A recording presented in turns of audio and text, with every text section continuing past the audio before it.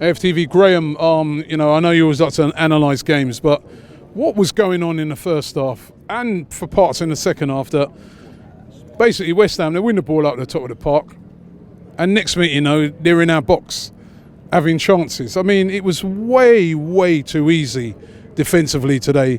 Right across, and I don't just say the back four, midfield as well. I mean, they were just running through us at times. One thing Emery knows now is he's inherited a very unbalanced squad, Robbie. We inherited a load of number 10s, which Claude highlighted in your interview the other day, which is absolutely correct. When we've basically highlighted a lot of defenders who can't defend, and we've got no structure in our midfield. That's the three fundamental things that struck us in that first half today. West Ham coming too easy through our midfield. Wingers running too easy at our defenders. We got defenders who can't win one-on-one duels. Defenders who basically make bad decisions, who basically sort of like panic and make bad decisions, rushing and tackle. They always want to win the ball. They don't want to sit off and make the right decision. So we've got defenders who can't defend. So we've basically got no balance and no structure on the side. Where it changed for me was at half-time and the changes he made in the second half. The moment he brought on two players who knew exactly what their roles were in the side, we were a better side. He brought on Lacazette. Now, what Lacazette gives us, he gives us structure. He gives us structure. He knows what he is, Lacazette. He's a centre-forward, right? And what he does, he receives the ball and he brings players into play. Now, the moment he does that, we've got a focal point. We've got somebody who we can play the ball to, who can hold it and bring players into the game. In that first half, we couldn't keep the ball. It kept coming back and they were breaking too easy through our lines. And the other change he made was Torreira. Now, the advantage of bringing Torreira is a defensive midfielder. I know he was sort of passing slightly forward at times today, but he knows his role in the side. He is very good. We saw it in the World Cup at what he can do. He looked good today. He did look good today. And he very rarely gives the ball away. But the one thing that Torreira brings to the team also is that he enables Xhaka to play slightly forward. Now, one thing I think Emery likes is Xhaka's passing to build attacks. Now, what Xhaka lacks is mobility and concentration and awareness around him. So when he sits as the deepest midfield player, he doesn't give us that structure in front of the back four. We've got two defenders who basically, we talk about lack of balance in the side. Socrates and Mustafi are both right-sided defenders, and he's playing one of them on the left side. What they also like to do is they like to slide tackle.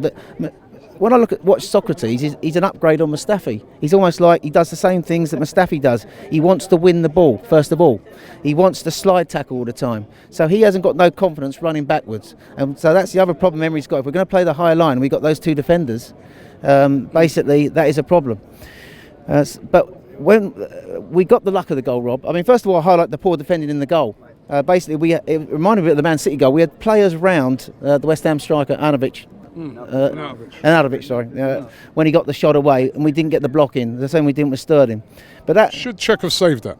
Well, it looked to me in the corner. I think it was a good. I think you can't blame him. I don't know. I don't blame him for that, to be honest, Robbie. Well, watch it back.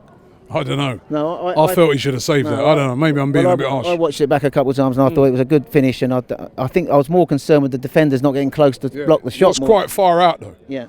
And I don't know, it was about 20 yards. It was right in the corner. But I have to watch it. But I think basically what Emery's inherited is a team full of number 10s, and I think Mesut Ozil is his biggest dilemma.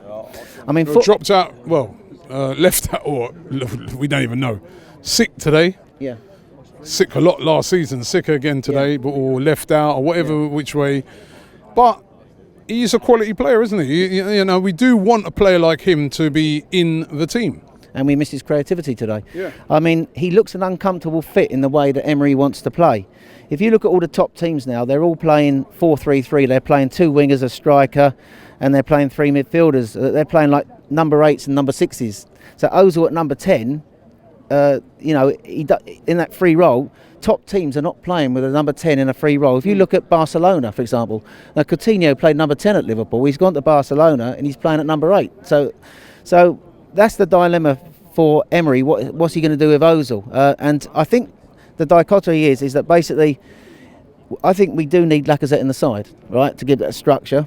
But he doesn't. If Aubameyang's shunting it out on the wide left, he doesn't track back. So that doesn't suit the system that Emery wants to play. That's the problem he's got. And if he's not going to play that diamond midfield forward that I talked about with Lacazette and Aubameyang up top, The diamond midfield four gives him protection, a compactness in midfield. You've got Torreira sitting at the base. He could play Ramsey or Mkhitaryan on the right and Xhaka on the left. And that gives balance and compactness and also more solidity. So teams wouldn't be running through, wouldn't be slicing us open. But the problem is you can't get Mkhitaryan, Ozil and Ramsey into the same team. I think that's obvious to me. And I think at the moment it looks like it's coming down to a choice between Ramsey and Ozil. I think he favours Mkhitaryan. So question to you then. Question to you. Question to you first. If you had to leave out one for the season moving forward now, obviously Ozil didn't play today. But if you're going to play two of those three on a consistent basis that gives Arsenal the best platform in games to win games, who will you leave out? Mkhitaryan, who basically is a number 10, but he can play wide right. He did it for Dortmund. Ramsey, you can play number 8, or you might want him to play the press at 10. But Ozil, who basically is our most creative player, but he has to play in that free role, or you shunt him out onto the left, and then you play two number 10s out wide like you did against City. For me, who are you leaving out? Ramsey, or Ramsey or Mkhitaryan. Listen, for me, Ozil's a quality player. What he can create and stuff like that. For me, a fit Ozil has to start for me. However, he has to be playing well. If he's not playing well, any player that's not playing well should be left out. Now, my question to you. Marks out of 10 for Unai Emery so far. 3 games in, your marks out of 10. How would you mark him? You're assessing him. First of all, quickly, I'll just answer your question. If we're going to play Ozil at 10, he's going to have to play 2 DMs, right? Yeah, and I think we should. So who are you going to leave out if you play 2 DMs? I think we should If you'd gone out and bought Nzonzi, and you played Nzonzi next to Torreira, right? 2 defensive midfielders. That would have been great. Then Ozil could play. But the problem we've got is if Ozil's not doing the work off the ball, which a number 8 would do, and we're playing with this midfield setup, we're vulnerable on the counter-attack. I've always said that we should have 2 defensive midfielders behind Ozil.